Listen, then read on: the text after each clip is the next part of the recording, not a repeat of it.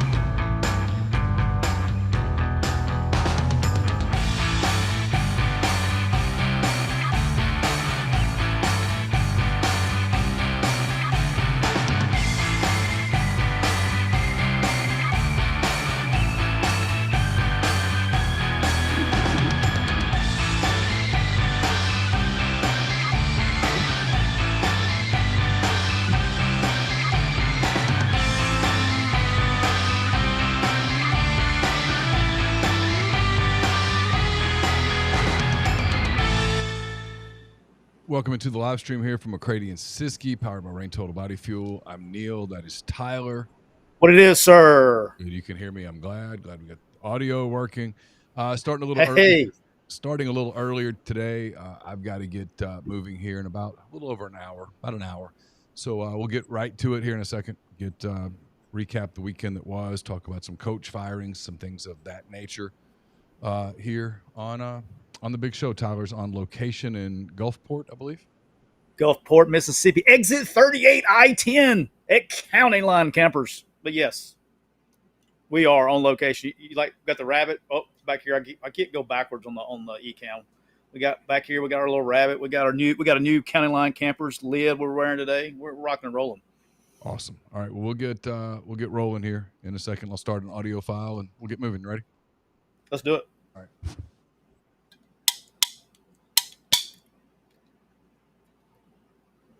Welcome into episode 308 of McCready and Siskey, powered by Rain Total Body Fuel. I'm Neal McCready. That is Tyler Siskey on location in Gulfport, Mississippi. The weekend of college football is over. The weekend of NFL football almost over. A couple of games. This evening, we'll talk about some coaches already being fired in the middle of September. We'll recap our picks from the weekend that was in college football and the NFL.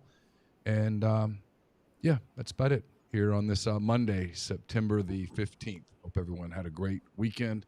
If you were traveling, hopefully you got where you were going safely, had a good time, and got home safely. As well, this show, as all shows, brought to you by our friends at Rain Total Body Fuel. 300 milligrams of natural caffeine, BCAAs, electrolytes, zero sugar. It's got what you need to push the limits and achieve your goals. Check them out on Instagram at Rain Body Fuel to learn more. Neal, I'm rocking with the white gummy bear today. Got my guy Rob. Rob just stepped out. We're in a beautiful, beautiful Class A motorhome right here at County Line Campers. But Neal, the Cooper Chevrolet chat is already bumping, and it's going to be bumping. And don't forget, through the end of the month, you can save up to $14,500 off the brand new Chevy Silverado pickups when you take advantage of trade down and payment assistance. That's over 19% below MSRP. And also just announced at Cooper Hyundai, you can get any new Santa Fe SUV for 0% APR for 60 months. So check them out at cooperhyundai.com or Cooper Chevrolet and give them a call at area code 256-236-4481. And as you can tell, we're live in location because this show is brought to you by the official RV dealer of McCready and Siskey, County Line Campers. That's right. I'm right off of exit 38. I'm right off of I-10 in the wonderful city of Gulfport, Mississippi, inside of a Class A motorhome here at County Line Campers. Right now, you can get, check this out, Neal, you'll like this. At County Line Campers, you won't make a single payment until 2026. That's right. You can buy now, camp now, and don't worry about any payments until next year. If you've already got a camper, guess what? They can take advantage and trade down, and you can trade in and trade up where listeners to this show will receive an additional $1,000 off by just saying mention the show. Or maybe you need great service or accessories installed. They have it all with the state's only level 4 certified master technician. Like, this is awesome. As I pulled up here, service department slammed. They got more campers here working on them, getting them right, selling more campers than the camper machine. That's right. Check them out at countylinecampers.com, and don't forget to go on all your social medias and check out Miss Destiny's walkthrough videos. As actually I'm looking out of the window here, I see a massive, what do they call the Neal, what do they call the stickers that you put on the wall? Decals, fatheads. The giant decal. Miss Destiny's got a big picture up here in the inside the store, actually inside a motorhome, inside the store. We're also brought to you by Prime. That's right. If you're serious about your health and you don't have time to go to a doctor's visit and you don't like those confusing lab reports, listen up. Go to Get Prime. That's right, GetPrym.com, and you can order your kit. Doesn't matter if you're looking for metabolism, hormone level, energy levels, or you're just trying to figure out what's going on. You go to GetPrime.com, order your kit. They're going to send it to you. Put the thing on your arm. You mail it off to them real quick, get your results, and they'll get you set up with a doctor, and you'll get rocking and rolling. So make sure you go to getprime.com, and don't forget to enter the promo code MPW for 20% off at checkout. How about that? How about that?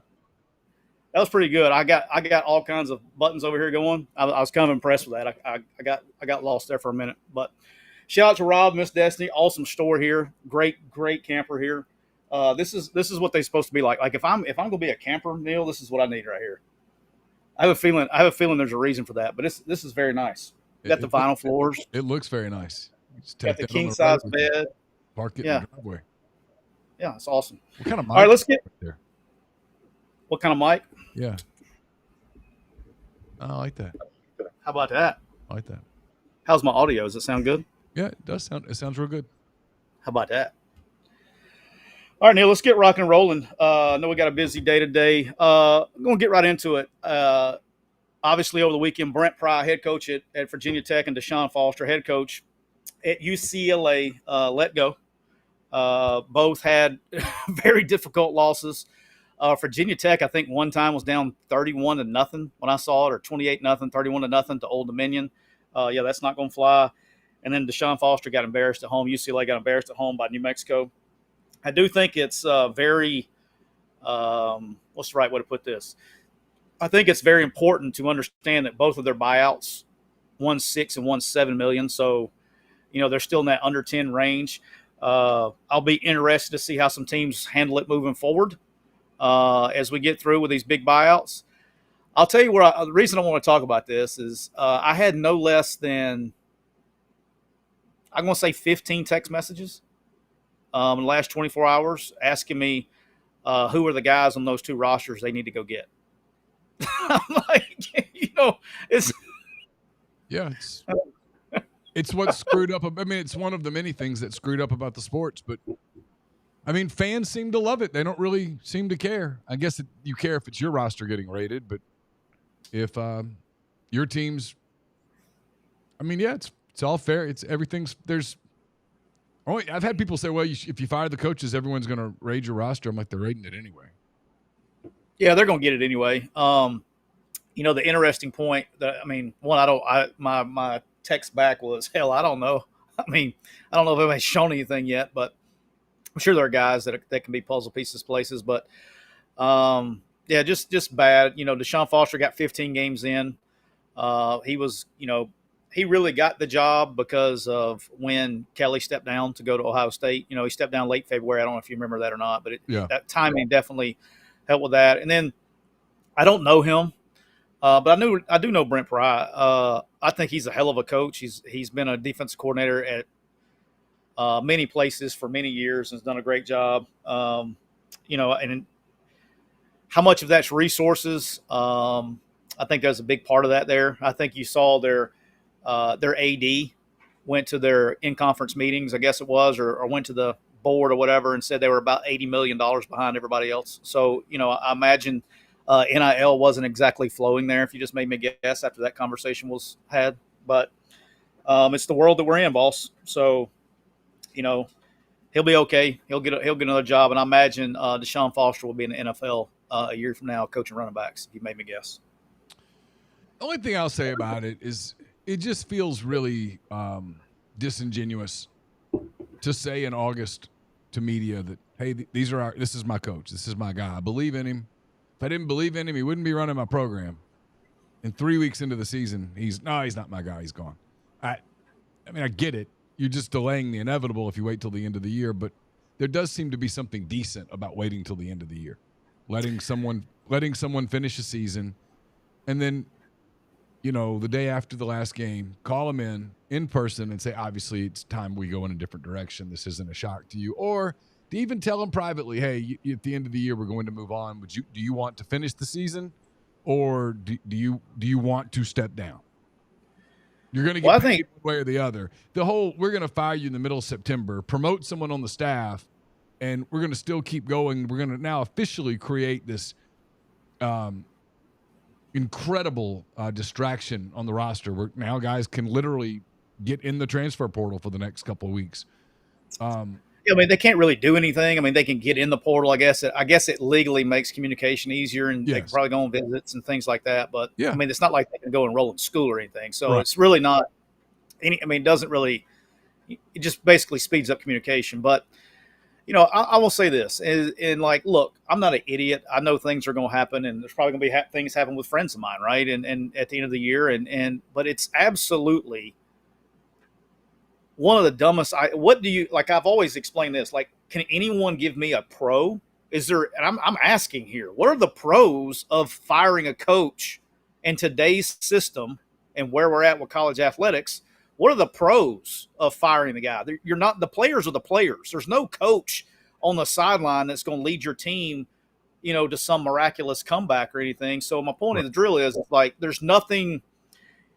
you have nothing to gain and you have everything to lose. It makes no sense, in my opinion. like you said, I agree with you. It's like some people are like, well, I don't want to do business like that. Like if you know you're going to make a change, you can tell and be upfront with the coach about it and let him know. And then, hey, go reach out to the agent. Say, hey, look, I'm going to make a change. Just give you a heads up. I'm not doing this until the end of the season because whatever you got to do. And they'll keep it quiet for the most part. But you got to, if you tell the right ones, they will. And you can do some behind the scenes work without going public and not get yourself behind. But there's no coach going to talk at UCLA. No coach that's working is going to be talking to UCLA in freaking September, middle of September, about a coaching job that he can't take until December. Well, and you've got from now until the end of November, and frankly, you would have been better off doing it with the cover of having a coach on your staff to figure out how you're going to be more competitive from an NIL standpoint. I mean, without that, you cannot compete. I mean, we're seeing that more and more. And UCLA's in the Big Ten. I mean, it's not going to get any easier. Yeah, the question used to be, hey, how much NIL do you have? Now the question is, hey, so how are we going to fudge the cap? That's the new question, right? So how are we fudging? What's our strategy here to fudge the cap? But they're obviously, if they haven't been, not saying they haven't been in the NIL world, but it's very evident that they haven't been in the NIL world like everyone else, right? And so, and UCLA's had this over their head for a while. This isn't a new thing with Deshaun Foster, right? They haven't really been pot committed to football since when? I mean, seriously, when was the last time that UCLA was really committed to football? Has it been 25 years? Rick Neuheisel? Late 90s? Yeah. When was Rick there? Do you remember? I don't. Late 90s? Mid to late 90s? They were pretty good in the late 90s, right? Yeah, I don't know. But Virginia Tech's in this. I just don't think either one of them are a great job, to be honest with you. So I don't know. It's not like they're going to be people are going to be beating the door down. I think the avenue probably at both of those places, the wise avenue would be to go try to get a group of 5 coach that's been used to doing it with less, and has found a way to build a roster. And you're in the ACC, and Virginia Tech probably had a little easier. Like there's no chance in hell I would want to go to UCLA in the Big Ten, traveling across country behind the 8 ball fundamentally and support. There's no way. I mean, that's a dead man walking job right now. So it is what it is. All right. We're going to hop right into it because we're not going to be here long today. We're going to hop right into it. First of all, I don't know who to congratulate. Do I congratulate you or do I congratulate Justin? So I don't know who we're congratulating here. I mean, it was a collaborative effort for the most part. Team effort. I mean, I finished up the picks with the NFL. I picked our money line. Okay. I had veto power, and I liked our picks. Okay. Well, Neal, you went 8-3, boss, plus 5.4 units. How about that? That's a great week for you. A great week for you. I'm 3-0 on money lines. How about that? But Neal, guess what? I also went 8-3 this week. I also hit my money line because we had the same one. And I'm also plus 5.4. But never fear, Neal. Never fear. I had a little conversation with our third compadre. Hey, shit's starting to look tight on you, boss. AJ went 4-6, and he's got one game tonight. He's got the Chargers. Good. He lost 2 units. And so right now, as we stand right now, I'm 18-10 plus 8.5. Okay. Neal, you are now 16-12 plus 5.9. Okay. And AJ is 12-15 minus 2 with a game to go. So that's good. Right now, going into today, you have a 7.9 unit lead on AJ. That's after wonderful. 3 weeks. That's wonderful to hear. How about that? That's great to hear. I'm less interested in winning than I am not losing. Love it. Winning, hey, and by the way, bonus. Not losing is the goal. That's always a good thing. And by the way, just so everybody knows, I'm not being an asshole today. I just don't have my eyes in, and so I'm having to wear these glasses so I can see. All right. Let's hop into it. Let's get in some college games. First one you and I both had, and we're not going to be in any particular order here, but we're going to talk obviously about the big ones too. But we both had Texas A&M plus 6.5. Had it the whole way. Shout out to Tyler Buckner for dropping for muffing the extra point snap that kept it to a 6-point game. So I'd like to shout out to you. Thank you very much. Because I don't remember if it was Jeffrey or Chase that brought this up before the other day, but I agree with him. I think there was some kind of emotional lift a little bit that Texas A&M, when they bobbled that, they're like, okay, if we score, we can win. You know what I mean? Instead of, hey, we got to score down a tie or whatever. That was a big bobbled snap on the extra point, obviously for the line and everything else. But shout out to Texas A&M. One, as they returned. I don't know how much of this you actually got to see and what your transition was at the end of the game. I saw that. But so Texas A&M returns the kickoff for a touchdown, and they call it back for holding. So they not only did they score, okay, then they get it called back, and then they drove the length of the field and scored to win. So, look, I think Texas A&M, like I've said before, they are a really good team. I don't think they've peaked yet. I think Marcel Reed's playing better than he's played. He's not playing elite by any stretch of the imagination, but he's playing really well. He got hit pretty well. He's going to have to figure out the contact stuff before he got throttled a couple of good times. That's 2 weeks in a row that this has happened. He's going to have to figure that part out. But look, Texas A&M is a good football team. Shout out drinking the Kool-Aid. I think they're one of the better teams in the league. I don't think they're the best team, but I definitely think they're in a top tier of teams in the league with that. And look, I'm going to say this. I'll be interested. Chase busted my balls the other night when I said this. He said I sound like Hugh. I mean, Notre Dame's got to be the best 0-2 team ever. I think they're a really good team. They take them and Miami go to the wire, and then obviously this game goes to the wire. But starting out 0-2 in a playoff format puts you behind the 8 ball quick. So what does that look like going forward? I don't know, brother, but they still got to play USC. They still got some games on the road, but I think they are a really good team to be 0-2. I mean, they're a good football team. I hate it, but it is what it is. You think they have to get a 10-2 to get in? Yeah. Yeah. And they still have to play some teams. They need some of those teams that they're about to play to be good teams. I haven't watched them play. I can't sit here and tell you they're good or they're not good. They've obviously played 2 good teams and lost 2 close games. But it's hard for me to have a serious playoff conversation about an 0-2 football team. That's the thing is, like, you sit there and you go, all right, because the 2 losses, the 2 teams they're going to lose to they're going to be up there, right? And so you're about to see, because the interesting thing for me is, okay, let's say they go 9-3. Okay, let's say they lose one more and finish it out.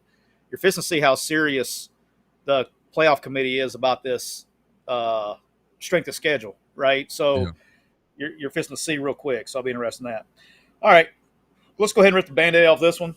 The LSU Bengal Tigers, 20. The Florida Gators, 10. This was one of, just Florida's offense is anemic. Lagway made bad decision. I wouldn't say bad decision. Threw bad balls. Some of them weren't bad. Some of them was not a bad decision. It just looked like he's almost, Neal, from a quarterback guy, looks like he's either A, unaware of the coverage, or B, doesn't know is unaware where they're going from their original alignment. He throws it's a 10-10 football game. Florida, by the way, shout out to Florida. They had an 88-yard touchdown call back for a penalty, so they should have been up. But anyway, regardless, 10-10, and they hold LSU. They get the ball back. They're going to try to score before half. He throws a dig into a safety that doesn't even move. I mean, just throws a strike. And it's like you can't, quarterbacks know this, so it's nothing that the fans probably going to be like, quarterbacks are told repetitively in that situation, look, we're in the minus territory right here. Here's what we can't do. The clock needs to hit 000 when we have the ball. Okay, they can't get the ball back, and so you can't put the ball in danger late over the middle on the minus part of the field. That leads to Florida bucks up again on defense, leads to a field goal, and he comes out the second drive in the second half and throws a strike pick 6. I mean, DJ Lagway scored as many points for Florida's offense that Florida offense did, right? So, Florida is going to be one of these teams. The records, we all know what's coming. The record's not going to be what it needs to be. Then we'll have these conversations whenever they decide to have them. I'm not having that conversation today. I'm aware that conversation will happen. But Florida's going to beat people because they play so good on defense. I mean, they've held. I mean, LSU to 10 points. They lose a game where they gave up 18 points. Like, they're eventually going to score points on offense in one of these games that they play in. Their defense is really good. Their offense is just simply anemic. And so you can't throw 5 picks and expect to win a game on the road in the SEC. You know, I mean, it's just, what else is there anything else to even say? You know what I mean? I mean, they were one of the wild card teams coming in that you said, well, difficult schedule, should be a good team, supposed to be much improved on defense. The defense part is rung true. The part that has failed them is that they were supposed to get really good quarterback play from a guy who finished the season strong, and that has not happened. And now they've lost that USF game really stings, and now they've dropped an SEC game. The schedule just gets harder. Get to go to Miami this week. Yeah, I mean, you know, they're almost certainly going to lose 2 non-SEC games. The SEC slate's brutal. I mean, we all know what's coming, and in this era, what's going to be interesting is when a team gets its 3rd loss, gets its 4th loss, and everybody knows, all right, we can shut this playoff thing down.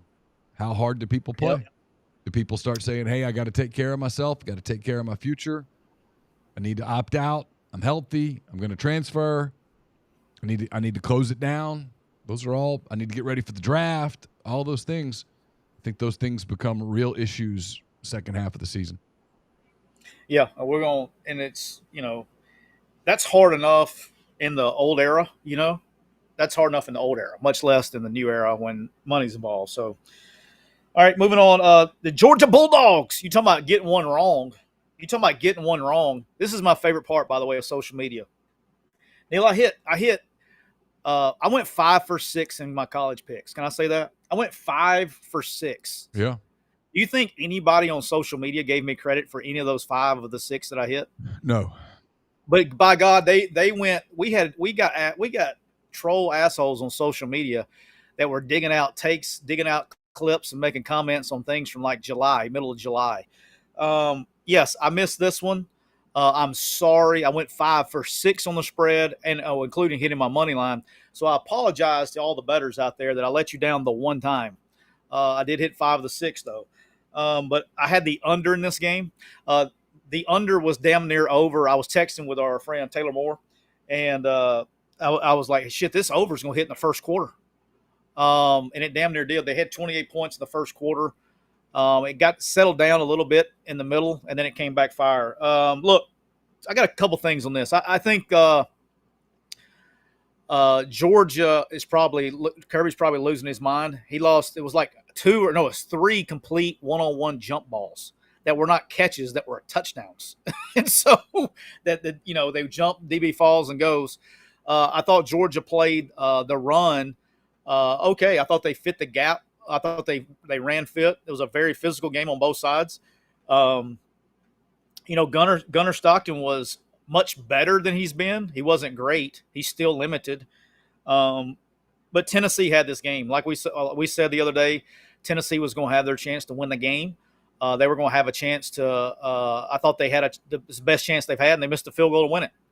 And, look, you got to give credit, I guess, where credit's due. Georgia, that's part of culture, not giving up, not quitting. They were all but beat. Came back, tied the game, sent it to overtime, hold them to a field goal, and they get the first play of the game. They get rolling. But injuries up front, pass protection, particularly on the right side, injuries up front. And then for Georgia, but, man, they play hard. They play physical. And then defensively was a little bit of a product of that system, whether it's Kirby or whether it's for whatever reason, whether it's been Kirby or Coach Saban, Heupel's kind of had his way with that system on defense. He's been able to expose it a little bit, and he's had his way. But, Georgia the championship mentality came through. And then last thing I got to say about this before I turn it over to you is I don't want to take anything away from Tennessee here either. I think they got a really good team. I still think they're one of the better teams in the league. And look, Joey Aguilar, for as limited as he is, which is pushing the ball downfield, I think him and the kid and Trinidad Chambliss at Ole Miss are very similar to where they throw a really good short to intermediate game, and when they have to push it downfield a little bit, underthrow some things, and are a little late on timing. But I think he runs the offense really well, and I think good things are coming for Tennessee here in the near future. Yeah, I didn't get to see it, so it's kind of hard for me to comment on it. I kept noticing that Tennessee had a lead, and it looked like they might pull it out. It was one of my picks of the week. I had Tennessee winning the game, and got close. Close doesn't count. It does not. It does not count. But brother, he misses the field goal to end the regulation to send it to overtime. But I thought I liked Tennessee, man. I thought they played extremely well. So there's nothing really. I know Tennessee fans that doesn't count for anything, but I would not hang my head if I was a Tennessee fan. I think those were two really good teams playing each other. To the point, Neal, I'm not going to be shocked if we see those two play again. No, I wouldn't either. I think Tennessee obviously is I'm a big Josh Heupel guy. I think he's terrific. And you mentioned Trinidad Chambliss. I mean, I think it's a pretty good example. Two offensive-minded coaches who are able to just take what you give them and make it work. And that's what Heupel's done, and it's what Kiffin's done. And there's a reason that those two guys make the kind of money they make and coach where they coach. They have the ability to get the absolute most out of the talent that they have at that position. Yeah. I mean, I don't think there's a single team on Tennessee's schedule for the rest of the year I would go, oh, no, they can't win that game. I don't think there is a single game left on their schedule that I would feel that way. So, like I said, I wouldn't be hold my head too much and just move on if I was a Tennessee fan. All right, not going to really get into the game, but Texas beats UTEP 27-10, another sloppy, lazy performance offensively. They just look out of sync, man. They look out of sorts. They're nowhere near produced. Defense is damn good now, but offensively they're just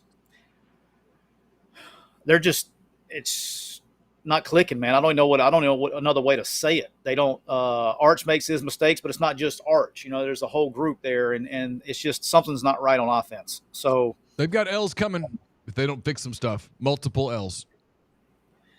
I mean, that's the thing, man. It's such a matchup league. You know what I mean? And like defensively, they're damn good. Yeah. They don't have to score a bunch of points. It's like, I guess what frustrates you is they have ability to be dominant on offense. Like they have the people, they have the roster. It just hasn't clicked, man. And maybe it will, but right now it has not. So we've got another week of that coming up. And then, look, they're hosting Sam Houston this week. So it's not like it's going to be some kind of aha moment. All right. The Vanderbilt Commodores, the money line that you doubled up, by the way. You went the money line and the point spread. Congratulations on that. I think I hit the nail on the head with this the other day. I knew this one was coming, and everybody thought I was crazy. But I went back and watched all their games and then watched all of South Carolina's games back to back. The speed's different. The execution's different. It was very clear and evident to me that Vanderbilt simply is a better team than South Carolina. The South Carolina fans going to hit you with, but Lenore Sellers got hurt. I don't think it would have made a difference. It surely wasn't going to make a 24-point difference. You know what I'm saying? And I mean, Luke Doty, the guy that comes in for him, was a starting quarterback before Lenore's took over, so it's not like he's never played in a game. I think South Carolina's in legit trouble, like we talked about the other day. I think defensively is their better unit. They're just very inconsistent on offense. They're not very good up front. They really don't have any playmakers to go to. Everybody's going to throw Nick Harbor in your face. But he is a big, gargantuan, great-looking, no diddy dude, but he's stiff and he has bad ball skills. He can't play the position at an effective level in this league besides besides the certain things he can do. And then Lenore Sellers, like we talked about, he does not want to be a pocket passer. He wants to get there and move. And when they get in situations, particularly behind the chains, he can't be a pocket passer. One, because they can't protect him. If they do protect him, he can't throw it very well. So I think they're in trouble. And I think you see that this week. What if I told you that South Carolina was bigger underdogs going to Missouri this week than Tulane is coming to Ole Miss? I mean, who would have had that on their docket 3 weeks ago, right? Speaking of, Missouri's pretty good. No one's talking about Missouri. Might should. Yeah, so I think Missouri is really good on defense. Look, I said this last week, and I'm going to say it. Bo Pribula, much better than what I gave him credit for preseason coming from Penn State. I think he's probably a better passer than I gave him credit for. Is he perfect? No. Is he a great passer? No, but he's better than what I gave him credit for. He was just a running guy at Penn State, right? But the guy's extremely athletic. He's a leader. He makes things happen. I still think their weakness is up front on the offensive line, but they're finding some things. And look, I'm going to give Eli some credit here.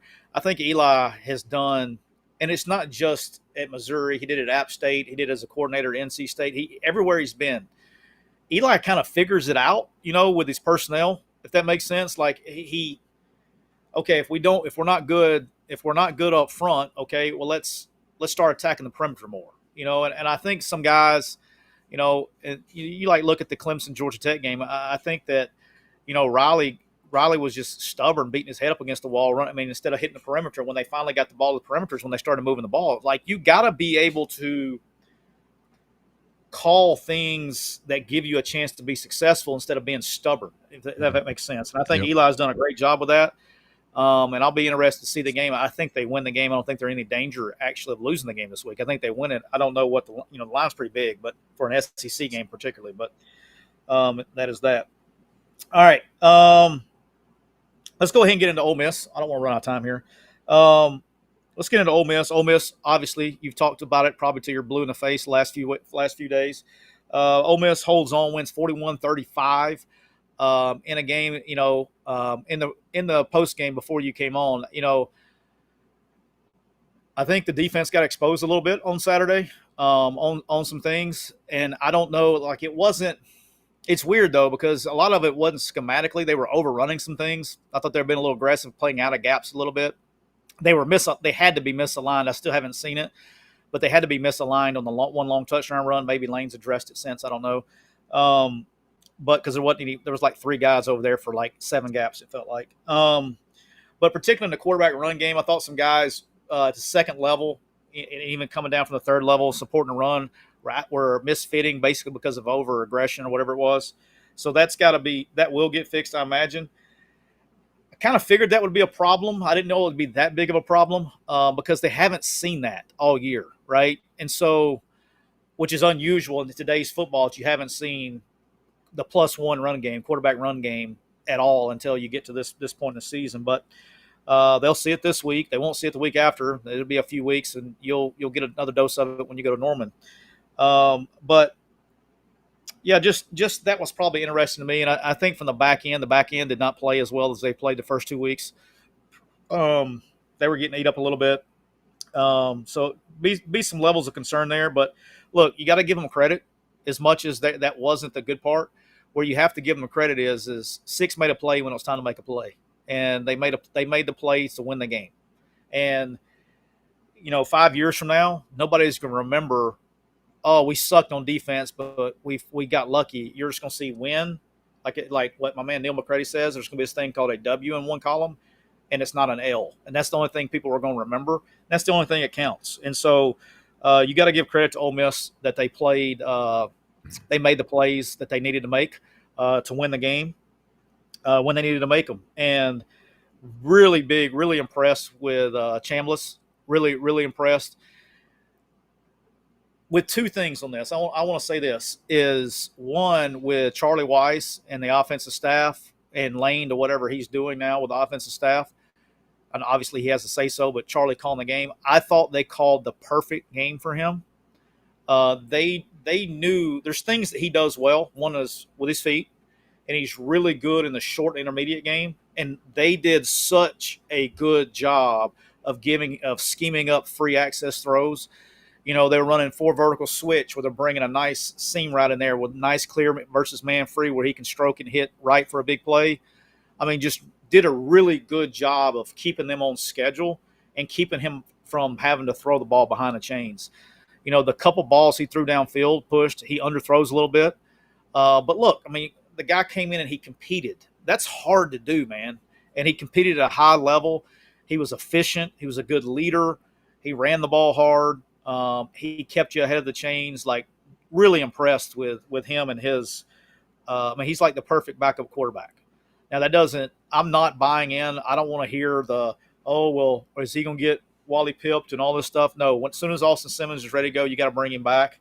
But I think this guy's a good player, and I'm really impressed with how he played. And I think Ole Miss dodged a bullet there too. I think you hit the nail on the head with this on Saturday night. Had he not been available or not been the guy, and he would be somewhere else, they would have been in trouble Saturday. Yeah, they lose big without him. I mean, that was an incredible performance. Didn't turn the ball over. Made plays. One play after another. Made him with his feet. Made him with his arm. They had a great plan for him. They changed the plan. They had two plans. Lane said this last night. They had two plans. One for Chambliss, one for Simmons. And then, second quarter, Simmons re-aggravates the ankle, and they knew they didn't have him in the second half. And that had to factor in the back of their minds of, okay, well, we've got this guy, and if he gets hurt, we're screwed. And so they had to be careful with him. They had to protect him. They had to get the ball out of his hands. But they made plays when they had to make them. And then, like you said, defensively, called a couple of breaks. Arkansas missed a couple of field goals. They caught a break when Taylor Green underthrew a deep ball that the receiver's open. If he puts a little more air on it, it's 6. And then they made a play at the 24-yard line. It was going to be third and about 2 right there for Arkansas. Lane was about to fumble. Yeah. Lane was about to have some difficult decisions in front of him. He was going to have to start thinking about using his timeouts to keep time on the clock in case Arkansas scored, because a touchdown and an extra point would have given Arkansas the lead. They'd gotten inside the 2-minute timeout. So, TJ Dottery's the best player on that defense. He made a big-time play, and Wyatt Williams was there to recover it, and they escaped. And, if this ends up being a playoff team, and right now I don't think it is, but in the world where it does, they'll look back, and like you said, it's a dub. It's just a W. It's not a close W or any of that. It's not pretty. But, these were the games that a year ago when they played these games, they lost them.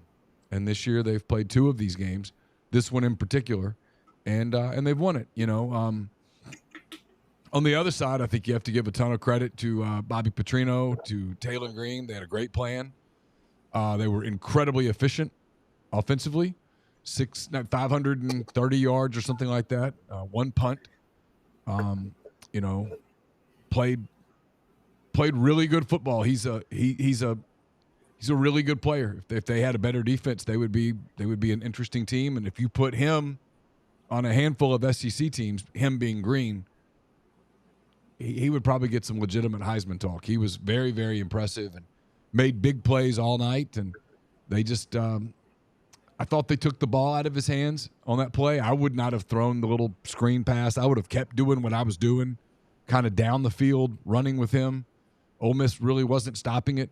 I think he's playing with a hamstring deal, so they were trying to be a little careful, but it was a hell of a game. I couldn't tell if he was cramping or it was actually a hamstring. Supposedly he's got some hamstring stuff, and they're having to be careful with it. Well, I do think Ole Miss made some halftime adjustments and played much better on defense in the second half. Now, it's still, Arkansas countered that and started getting it rolling late in the third and early fourth, but I do think Pete made some good adjustments there at the start of the second half that made him punt a couple times, slowed him down for a little bit. But you're what you worried about with Ole Miss is I'm not worried in a weird way. I'm not worried about the offense. I think they are what they are, right? I think they're going to be able to score points because now we're 3 games in. This is the first time. Okay, we finally got to see what the defense was about, right? The defense is what you got to worry about, right? You're going to play when Ole Miss plays an explosive offense. that's probably going to be rough nights for them. And they're nowhere deep as they were a year ago, and they're not as good on the back end. They're not as good at safety. They're not as good at corner. They have one linebacker that I think can really count on. They're nowhere near as deep up front as they were, and I thought they got a little tired. It's why. I mean, I'm not trying to be fatalist here, but if Arkansas doesn't fumble, I mean, they probably score. I mean, that. Yeah, I mean, no way to. I wouldn't guess. I wouldn't bet against it. You know what I mean? It's hard to bet against it. I thought Ole Miss was getting tired defensively. I thought both defenses got tired. I actually was starting to ask myself if I'm Lane, and I think we were getting there. You do the timeouts, and if you're Arkansas, you want to make sure you don't score too fast because you didn't want to leave too much time on the clock against Lane Kiffin and that offense when all they needed was a field goal to win it coming back the other way. It was defense was optional. Yeah, I mean, just two really brilliant offensive minds doing their thing. But no, it's defensively. There's some alarming stuff for Ole Miss. They've got some time to fix it, but I'm sure that film is, especially that first half film, is one that Pete Golding's going to try to learn from. Yeah, no doubt. All right, Wisconsin, Alabama. Alabama wins 38-14. I want to give, watching that game from a coach's perspective. Alabama can't run the football, dude. Ryan Grubb did very quickly, not very quickly, after the first quarter, got to kind of what he found a soft spot, and he just kept hitting the soft spot. They could not cover Alabama in space, and so he just started spreading it out and saying, okay, you can't cover me. And so that's when they started scoring. Defensively, I thought they played fine. And I said this on the show the other night. I'll say it again. I don't think, in my opinion, I could be dead wrong. Maybe they go win the rest of them. I think Alabama is not in my top tier of teams in the league after 3 games. I don't see them even challenging for a playoff spot, or certainly not Atlanta. I think they got losses coming. I think I can sit here and rattle off, 5 or 6 teams that are probably better than they are. And I don't know the last time you could say that. I think they got a bye week, and I think they got something bad coming to them when they go into Athens in 2 weeks. Yeah, we'll find out when they get to Athens for sure. It was, I saw a little bit of their game. It's just hard to say because Wisconsin couldn't guard anybody, like you said. Their secondary was porous. I'm not even going to spend a lot of time thinking about Alabama until next week. They get their shot. They get a chance to prove everybody wrong when they go to Athens. That's for sure. All right, Auburn 31, South Alabama 15. 2 things here. I got 2 takeaways here. Is one, the Jags got them a team now. I think South Alabama, I've watched them basically every snap for the last 2 weeks. I watched them against 2. I didn't watch them when they played Morgan State because I figured they'd win that one, and they did. But I watched the Tulane game, and I watched the Auburn game, and the Jags got a squad. I think what Applewhite's done with Davenport, who was the backup quarterback, is amazing. I think schematically, shocker. Do you know who that offensive coordinator, do you know what his last name is at South Alabama? I bet this is going to shock you. I don't. His name is Paul Petrino. Oh. So, and it fits. He's a hell of a freaking coach. He's an awesome guy. He was the head coach at Idaho for a little while, and then he got back into coordinating. But he schematically, they got after Auburn. Eventually, the DNA caught up. Here's Auburn's issue. I think Auburn essentially, from what everybody thought, is kind of flipped. I think offensively they're really good. They're very efficient. They take care of the ball. They got a quarterback that's making the right decisions. I think he throws the ball much better than anybody gives him credit for. And they got dudes that are really good up front. They got guys that can go catch it. Running backs are playing well. They're good on offense. Defensively, I don't know what's going on, man. They're giving up way too many explosives, and it's probably this week it's going to get them. They don't tackle great. They give up too many explosive plays. They don't cover well, and that's just totally different than what it's been with DJ Durkin there. And you'll find out everything you need to know about them in the next 3 weeks because they got Oklahoma, Texas A&M, and Georgia. Boom, boom, a bye week before Georgia. But that's their next 3.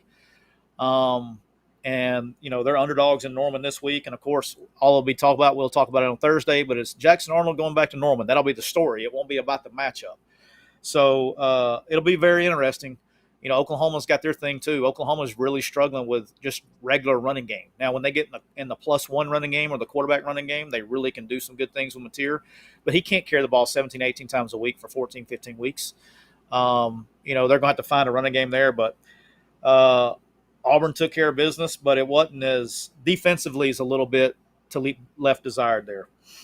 All right. Shout out to our guy Justin Steele in the chat. Justin. Let's go. Good to have you with us. He says just giving out winners last week. He was indeed. We tied officially. We tied, Justin. We tied officially. We both went 8-3. We officially tied. So I know it's a sad thing, but I'm sitting there had such a great week, and I'm like, Justin can never pick your picks again. So he's probably just going to start. You're probably just going to start texting on the side to get your picks. It's a possibility. Also, Gregory Grogan, thanks for the super chat. He says, I don't know the way Georgia's defense played versus Tennessee, especially in the secondary, referring to next week's game against Alabama. I will tell you things I can tell you for sure. I can't tell you what's going to happen in Athens next week, but I can tell you that if you ever need life advice, we'll give it to you here on the big show. When we do, it's brought to you by Cole Walters State Farm Insurance. Cole is licensed in auto, home, life, health, business, and pet insurance for the whole state of Georgia and Alabama. You can contact Cole at 706-525-7850 or ColeWaltersInsurance.com. If you're looking to get out of corporate America, you're looking for your next business venture, Andy Ludicke's got you covered.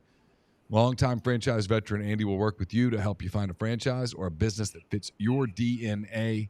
He loves to help people with this process. It's 100% free. So get in touch with Andy. It's a no-brainer for those looking to get into business ownership. It's Andy at myperfectfranchise.net or 404-973-9901. Also brought to you by Parrish Brewing Company, located in Broussard, Louisiana. They have a simple goal: is to make awesome craft brew beer. I'll tell you that I think they've achieved that goal, but don't take my word for it. Judge for yourself. Get you some Parrish Brewing Company products wherever you buy beer, restaurant, grocery store, your favorite bar. You'll love it. Their Oktoberfest is out. It's absolutely fantastic. Also brought to you by Bank First. It's the hometown bank with people who understand the needs of their community. That means local decisions, local support, local folks who care. If your kid made the team at Bank First, they're not just bankers. They're neighbors and friends. Whether you're buying a home, starting a business, or just looking for someone to explain what APR actually means, they're here right down the street for you. Give Gant Boone a call at 662-310-0204 to learn more, or visit bankfirstfs.com. Where did that go? Goodness, what happened? What's that, Bo? There it is. There's my screen. Just went away from my screen went away. It's got all sorts of stuff going on my screen. Not good. They got locations in Oxford, Starkville, and Hattiesburg, and Tuscaloosa. Member FDIC, equal housing lender. Bank NMLS 454063. Got great rates and terms on condo purchases. Great technology with their app, online banking, Clover point of sale systems, and much more at Bank First FS. And we're brought to you by Outdoor Underwriters. Everybody loves the outdoors, but you want to make sure your hunt club or your timberland is covered. Outdoor Underwriters provides the insurance you need at a price that makes sense. Outdoor Underwriters provides liability protections for occurrences arising out of activities and operations of your hunt club. Its members, guests, invitees, agents, or employees take comfort in blind and tree stand liability, mobile equipment liability, hunting dog liability, and more. Outdoor Underwriters also provides standing timber insurance, timberland liability, prescribed burn coverage, and much more. To learn more about Outdoor Underwriters, call 866-961-4101 or go to outdoorund.com. Neal, guess what? It's fall, and you can fall right into big savings at Kia of Meridian. That's right. Whether you're looking for a new car, new truck, SUV, or a certified pre-owned vehicle, they've got something for everyone. They have 0% APR remaining on all 2025 Sorrentos and huge discounts on all remaining 2024 inventory. They are giving up to $3,000 over Kelly Blue Book on your trade-in. Come see our friendly, no-pressure sales team in our top-notch service department. Fall savings won't last long. Visit Kia Meridian today. Give them a call, area code 601-483-6444. And guess what, Neal? When you go see Trav and all the folks down at Kia Meridian, and you go, Trav, I'm going to trade this bad boy in right here. I'm going to get my discount. But guess what, Trav? I want to put out and spin the wheel and win awesome prizes like a PS5, an Xbox, a TV, more. So check them out at Kia of Meridian. Neal, we're also brought to you by our good friend Don and all the folks over at Thompson's Paint and Body Shop. It's a real family-owned body shop in the heart of Saraland, Alabama. I'm not too far from there, right? About an hour from right now. It's not some corporate chain pretending to care. Located right there at 703 Saraland Boulevard, just a few miles off of I-65 and exit 13. Thompson's has served customers all over the Gulf Coast, from right here where I'm sitting in Gulfport, Mississippi, all the way to Pensacola, from Gulf Shores to Demopolis. It doesn't matter. You don't have to call and worry about who's answering the phone. Who's answering it? That's Don Jr. It's going to be the folks at Thompson's. They're going to treat you like family. So if you got any kind of issue with your ride, you need some body work done, you hit a deer, you got weather damage, or just, hey, look, like my wife, she hits every deer located anywhere within a 100-mile radius. Can't drive. Go see Thompson's Body Shop. So check them out at thompsonsbodyshop.com or give them a call at 251-675-0884. Hey, I do have to let you know that I'm sitting here and I keep looking. Man, Rob's got his rabbit up right there. Check out that new hat. What do you think right there? What do you think? You like that? It's a beautiful hat. Ooh, you like Very that? Nice. Yeah. I just got that today. Brandon Bills. Good. It's what Rob does. But yeah, we're live down here at County Line Campers. Don't forget, come to County Line Campers and get anything. You need to. They got pre-loved. You need a trade-in. You need your RV serviced on because it's football season and it's camping season. Because if your team sucks, you come here. You get your camper fixed. You get your stuff upgraded. They got the best service department. Great people. Great here at County Line Campers, exit 38, I-10, in Gulfport, Mississippi. How about that? I didn't need a GPS today because I went straight. I knew where I was going. I went to exit 38. I-10, there it sat. Pretty easy. Did you drive that yesterday? Yeah, so I came in yesterday, got here last night, and then we're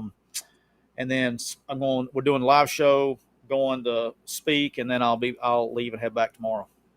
So yeah, full couple days. Yeah, I guess so. All right, we're gonna finish up with the National Football League, Neal. The National Football League. All right, first of all, I'm gonna go ahead and get this out of the way. I don't know if Justin's still in the chat or not. But you know what kept me from going 9-2 overall? Do you mean tell you in an NFL game that I lost yesterday that I was just like pissed beyond all belief? And I shouldn't have been pissed because I had a great weekend. So I went 3-2 in the NFL. But one game that cost me, and I'm going to go ahead and get it off my chest because it's really bothering me. Probably the bad beat of bad beats. I had the Broncos -1. I think the show might have been 1.5, but when I bought the tickets, it was at -1. They're winning 28-26. All right, the Colts are lining up to kick a 60-yard field goal to win the game. They miss the field goal. Game is over. And they call Denver for hitting the long snapper. And so they got a 15-yard personal foul. He got to reload and do it again, and he hit it and walked it off on me. I mean, just what are we doing? What are we doing? Don't hit the long snapper. I mean, these are facts. That doesn't get called very often. But it got called in. All right. There's no play in college or pro football that is more sporadically and erratically officiated than field goals and extra points. Oh yeah. You jumping on top of a guy, all that stuff. Sometimes it gets called, sometimes it doesn't. Hitting the snapper, sometimes it gets called, sometimes it doesn't. But when it does, and it happened, I mean, there's a rule. Yeah, no, I mean, it was legit. It wasn't a bad call. And they don't miss a lot in the NFL. NFL officials are actually good. They don't miss a lot. But I will tell you this.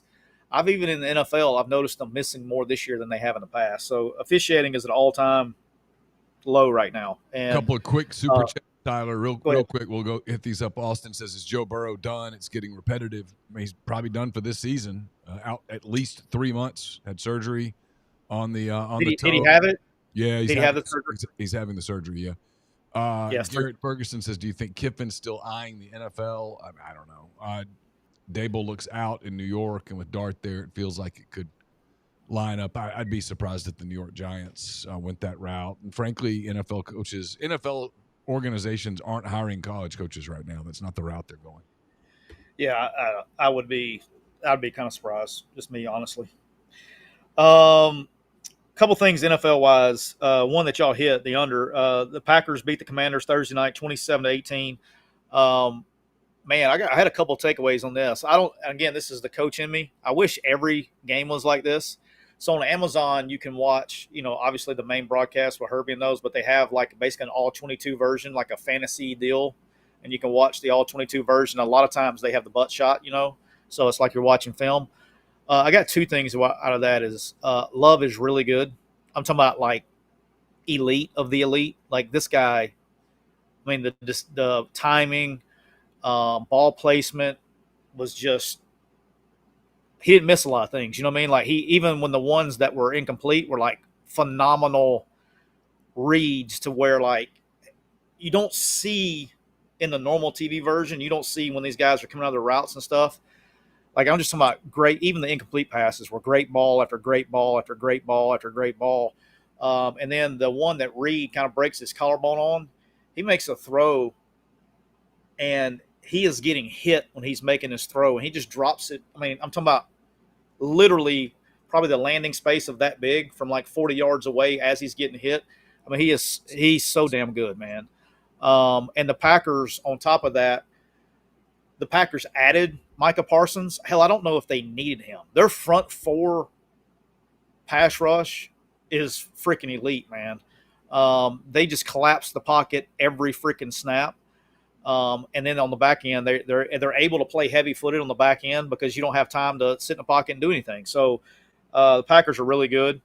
And then on the flip side of that, the Commanders, Daniel's brother, just the opposite. I left that one after watching that one. I left that one feeling not as good about him. Maybe it was just a bad game. He had open guys that he didn't see, and the read was taking him there. And then when he did, he'd get hit a few times. He wasn't driving it. He was short hopping balls. It was just the opposite. I was expecting to see him do a little bit better, and he didn't. He did not play well. With all that being said, they still had a chance to cover at the end, but they didn't. Just not as high on Daniels. Like he shouldn't have missed a lot of those throws that he missed, but he did. So probably a little bit left that game a little higher on Love. But what a great! It's called the Next Gen Stats. I think is what it's called, Neal, on Amazon on Thursday nights. Our Bengals covered, beat the Jaguars 31-27. I don't know how. I have no answer for you there, but they did. They found a way. Just talking about the Joe Burrow thing, I think they're in trouble. I mean, they're 2-0, and I just don't think I don't see it, boss, moving forward. No, without Joe Burrow. No. I mean, Browning can get them to 7-8 wins, but no, they're not. Without Burrow, the season's done. I mean, he threw 3 picks. They were bad picks. They like him there. I don't see it though. It's just not the same. I mean, he's a good backup, but he's not. He's a starting quarterback, so that's asking a lot. Your Browns did not cover. They got smoked by the Ravens. That was a lot of points in the divisional game, though. I did not play that game, but I did not dislike your pick, just so you know. I was like, yeah, that's a lot of points. It didn't matter. They ended up getting beat by 24, so it didn't matter. The Bills look good, and Josh Allen didn't really do anything. The Bills ran the ball at will and kept everything underneath and just controlled the game, played well on defense. Dolphins lose again, and I called it. I'm telling you, just letting you know. Talking about Wally Pipp, don't let Mac Jones get hot with the 49ers team. He played a hell of a game. That fits his skill set. That's a good system. Hell, I think I could play quarterback in Shanahan's system. He makes average quarterbacks look great, but he looked really good. They beat the Saints 26-21. The Saints, I know Chase was going, don't score, but the 49ers, with their schedule, because it was so weak coming off last year, they got a legit chance. Best NFL game I've seen in a long time. You just brought up a second ago. Cowboys in overtime beat the Giants. Dude, how good is Aubrey for freaking the Cowboys kicking freaking field goals, man? Yeah, he's a weapon. There's so many. That dude hit a 64-yarder like it was an extra point. Yeah, so many good kickers in the NFL, and he's probably the best. I mean, 64 yards, Neal. That thing would have been good from 74. Yeah. I mean, I was like, oh, and just chill, no big deal. 64, let's go. Jackson got to play a little bit. They brought him in and out, which is a weird deal. I don't understand that now. If you're going to play him. You know, I don't. And I tell you what, you're not going to see it. But after when the Giants, if you've recorded it, and I know you don't, but if you got that recorded, Russell had some things to say. One of the coaches came up to him. They had pulled him out and put Jackson in, and they were doing this thing. And then Russell throws the long touchdown pass. And one of them came up to give him a hug or whatever, and he was like, you know, he didn't want to have no part of that. That pissed him off. So I'll be interested to see how that locker room dynamic's working right now. You could tell there was some tension there. How long do you think before they play him? A few more weeks. I mean, Wilson played very well. He played great. Yeah, he played great. I mean, play that way, you keep going with him. But at some point, you've got to turn the page to Dart. They're not. I don't think they're there yet. Yeah, I got it here. He was 30 of 41 for 450 yards and 3 touchdowns, one pick. Yeah, he's terrific. So it's not why they lost. Yeah, no, 100%. There was defensive secondary play was optional in that game.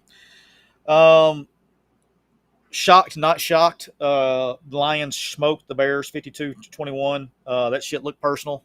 They got after it a little bit. You know, they were a little pissed off, I think, after week 1, and they kind of looked like the old Lions the other day. So the Bears had no chance in that game from the start. Seahawks beat the Steelers 31-17. Steelers not very good on defense right now, which is very uncharacteristic. They're not playing well on defense, so I don't know what's going on there, but they'll get that figured out hopefully. And then the two games of the week for me were Eagles 2017. Did you get to see any of that yesterday? No, no, I did not.